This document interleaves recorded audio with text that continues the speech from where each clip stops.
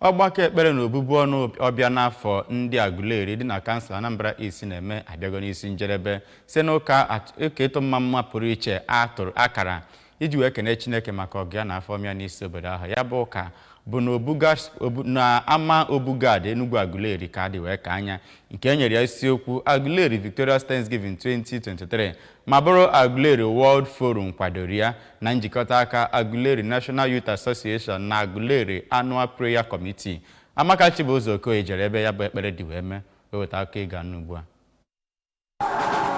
Ekpele a emerubere dọtara ndị ụkọchukwu ndị bụ ndị Aguleri na ndị na-alụkwa ọrụ ụkọchukwu na ya bụ Aguleri. Ọ dọtara ndị eze ọdịnala, ndị ojiana, ndị ruling council, ikorobịa na ụmụ agbọghọ ndị Aguleri. Ọ dọtakwara ndị ikwu na ibe na ndị enyi na ndị agbata obi. Ya bụ ekpere nke gbadoro ụkwụ ịhụ na ha chere ya bụ obodo n'iru Chineke na ndị nọ n'ụlọ na ndị nọ n'ezi, bụkwa oge ha ji wee chee n'iru Chukwu mkpa ha niile na ihe ndị ahụ na-ama ha aka n'iru ma yọọ Chineke ka o gozie ya bụ obodo ka ha nwee ọganiru, udo na ịdị n'otu. N'ozi nnọọ ya ka Reverend Austin Emesim siri na ekpere a nke bidoro arọ 6 gara aga amịtago mkpụrụ tọrọ atọ na obodo Aguleri maka na ha na-abịakọta ọnụ n'otu wee were otu onu wee kpọkuo Chineke chọọ iru ya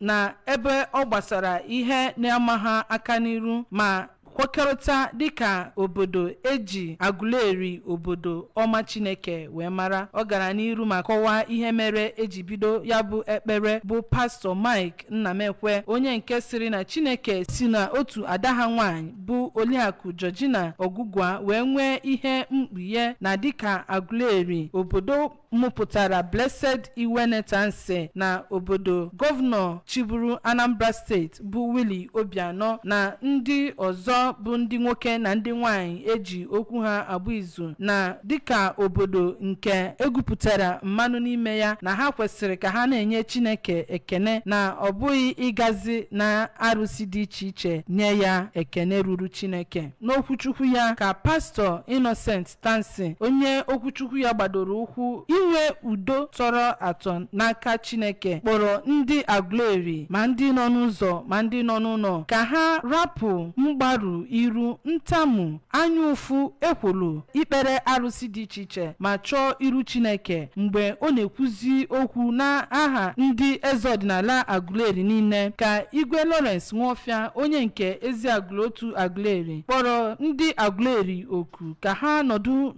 n'akụkụ nke udo na ịhụnanya na ịdị n'otu ma sịkwazịa na Chineke ga-aga n'iru na-agọzi ha dịka ha bụ ndị Aguleri ma yọkwazịa si ka Chukwu nyere ha aka na ebe ọ gbatakwara ndị ntorobịa ha ihe ọbụla na-ama ha aka n'iru ka ọ yọkwara Chineke ka ebupụ ya. E nyere onyinye dị iche iche site na ọgbọ dị iche iche na Aguleri iji wee merube ya bụ ekpere. Abụ m Amaka Chibuzo Okoye maka akụkọ ụwa ABS.